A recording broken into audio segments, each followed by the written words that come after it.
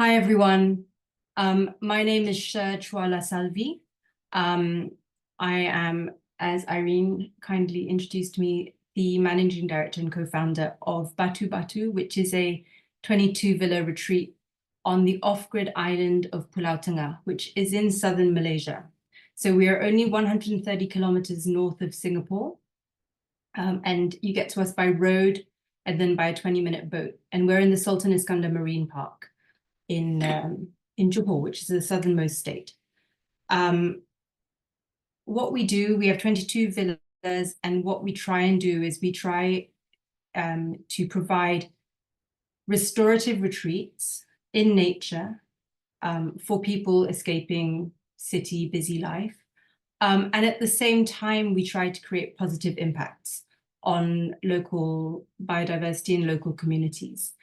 So where tourism is often seen as something that is destructive, I think you've seen in the previous presenters, and for the rest of the day, you'll see projects that actually aim to have a regenerative impact on the areas around them.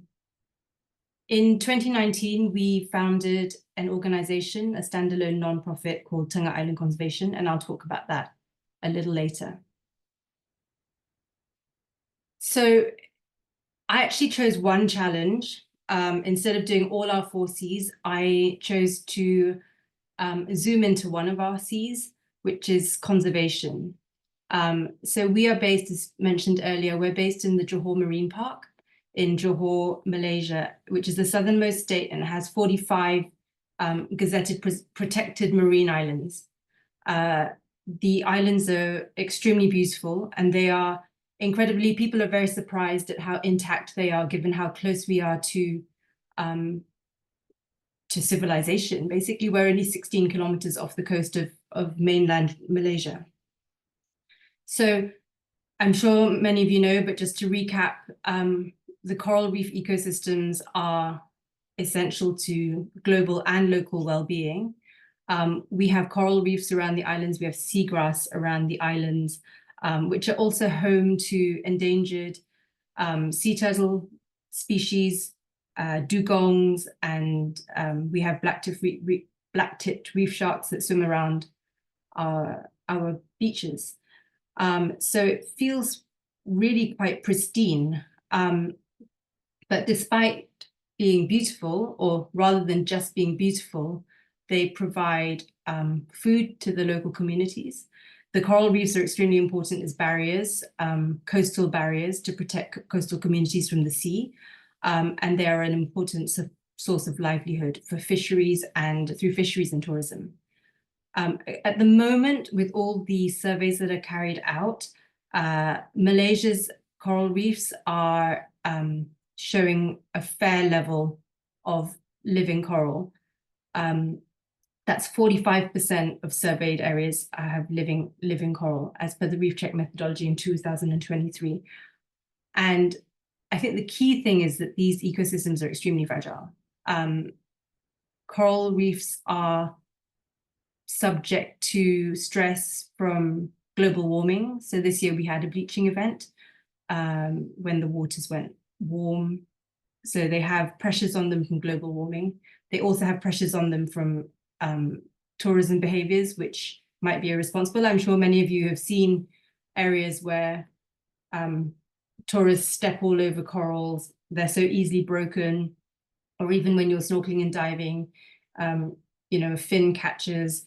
There's also, it's a no-take fishing zone, but fishing does happen. And fishing happens in the nearby areas. So the ghost nets do come on shore, which can also be a big problem for the coral reefs. And then obviously you've seen in areas like Boracay in the Philippines, which was closed down because largely due to polluting waste management practices. We're not there yet, but it is a possibility if tourism were to continue to grow, that the reefs would be negatively impacted by other human activities. So what have we done at Batu? So Batu was founded in 2012. We built from 2010 to 2012. And we had an in-house sustainability and conservation department, which was largely staffed by marine biologists. At the point where we got to 3 marine biologists and we realized that our work could go beyond just one island, we created Tonga Island Conservation, which is an independent non-profit biodiversity management organization. And we founded that in September 2019. TIC today employs 8 full-time scientists. They're based on Pulau Tonga, next to Batu Batu, but we also have a team now based on Pulau Besar, which is the neighboring island, and a couple of team members based in Mersing. We have 8 full-time scientists, so those are students and professionals who come to us from the marine biology field, from the environmental science field, and from the fisheries field. And they come and work with us on a full-time basis with the aim of keeping the local ecosystems healthy. So in terms of the work that TIC does today, importantly, data collection. Our area was very data poor, and to be able to protect, we need to know more about our ecosystems. So there's been a few years of work and data collection on coral mapping, coral survey, coral health, seagrass mapping, seagrass surveys. There's also work on preservation. The team runs a sea turtle conservation project, which means that 7 islands around us are patrolled every day. And to date, we've released 30,000. They're brought back to a hatchery for protection because there are anthropogenic and natural threats to the sea turtle nests when they are left in situ. So at the moment, they are brought back to a hatchery, and we have released over 30,000 sea turtle hatchlings since the inception of the project. The area that is covered is 85 square kilometers on a daily basis, and the reefs around the 7 islands and the seagrass around the 7 islands have been mapped. We also run a 3-month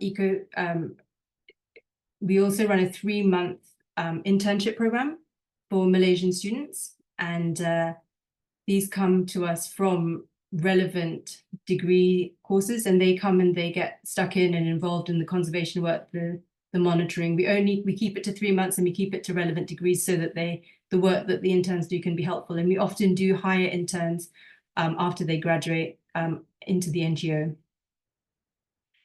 We have recently set up a couple of collaborations, which I wanted to talk about.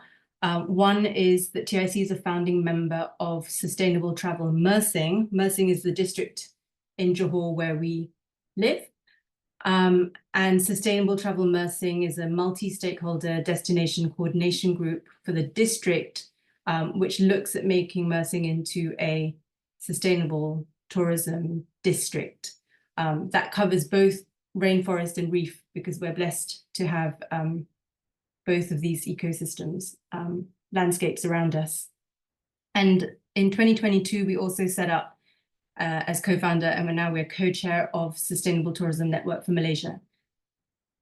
And I'll talk a little bit about that later, because I'm going to go on to the outcomes. So from this, if we're just looking at this conservation arm from the setting up of TIC, these are the outcomes. So now that TIC exists, Batu Batu is able to donate monies to TIC and fund conservation work directly. So in 2023, Batu Batu donated $82,000 to TIC, and this came from fixed corporate donations. So that's Batu Batu having agreed with TIC upfront how much we would pay across, and gifts and donations from guests who come and see her and are inspired by the work. One of the things that we do is we put in an opt-out. So it's put into your bill an opt-out conservation fee, which is about $3-4 a night per villa. And that makes up a substantial amount of funding for the NGO. And I think that this is nice. It quantifies and shows that tourism can truly support biodiversity conservation in a meaningful way. I think secondly, and maybe this is maybe more a success even than having a conduit through which tourism can fund biodiversity management, is that TIC is no longer fully funded by Batu. But actually, Batu is now a minority funder of TIC because TIC has been able to access grants from the United Nations Development Programme, UNDP, and the Ministry of Finance in Malaysia. So that's been a big win. In the last year, in 2023, TIC engaged with over 900 local community members, including 500 local school students. We run a lot of partnerships. We work very closely with the local government agencies because collaborative work is the best way we have found to get things done in the area. One of the pictures here that you see in the top is a recent ghost net cleanup. And in there I can see the mayor of the town, other people within the community, as well as our scientists, all working together on a ghost net cleanup project. TIC runs a school program, and that was 500 local school students last year. That's also in partnership with other NGOs and the Ministry of Education. I think one of the big wins as well this year is that Mersing's local government, I think a key thing is that in creating the NGO and in being involved with other stakeholders in the area, what has happened is we've been able to socialize the idea of sustainable tourism. So maybe that wasn't a concept that was so spoken about previously. In the Malay language, Pelancongan Lestari, which means responsible tourism, wasn't really a strapline, but now the district officer has said that he's going to make Pelancongan Lestari the strapline of mesmerizing Mersing, which is Mersing's tourism strapline. So that's a big win. Another big win is that the local government have stated that they have an intention to become Malaysia's first INSTO member. INSTO is the International Network for Sustainable Tourism Observatories. And so that will mean that Mersing will be held accountable for collecting data on sustainable tourism and pushing forward sustainable tourism projects and initiatives. The final thing that I wanted to talk about was the Sustainable Tourism Network in Malaysia. And that was set up in 2022 together as a partnership with the Habitat Foundation up in Penang.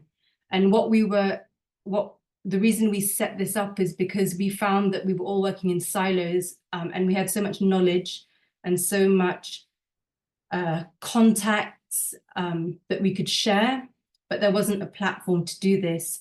So together with the Habitat Foundation, we set up Sustainable Tourism Network in Malaysia, which started very small with a few meetings and a few cafes, and is now a Ministry of Finance funded platform, which has a website, shares stories, runs workshops, and we're now actually trying to access our second grant from the government, which will cover 10 sustainable tourism projects in the area, which runs from anything from activation and maintenance of heritage, cultural biodiversity trails to guide training in certain areas. It's quite a big project which covers some ambitious long trail creations and basically the creation of sustainable tourism product and capacity building amongst communities right across the country. So that's pretty exciting. And yeah, that's kind of what I wanted to talk about today in terms of what we've been able to do on the sea conservation front. And I think I wanted to say that really, when we started all of this, when we started as Batu in trying to, first of all, not damage the environment around us, and then we realized that we had the power to do a little bit more than just not damage, but we could actually take proactive steps in supporting environmental conservation and doing environmental conservation. We didn't know what it would look like, and we still don't know what it's going to look like and how it will grow. But we started and we did. And really, I think the impacts and the size of the organization, and the reach has been greater than we could have imagined. So if anyone else is looking to start on a journey, you don't need to know exactly what it's going to look like. Sometimes it's worth it just to start and see where it goes.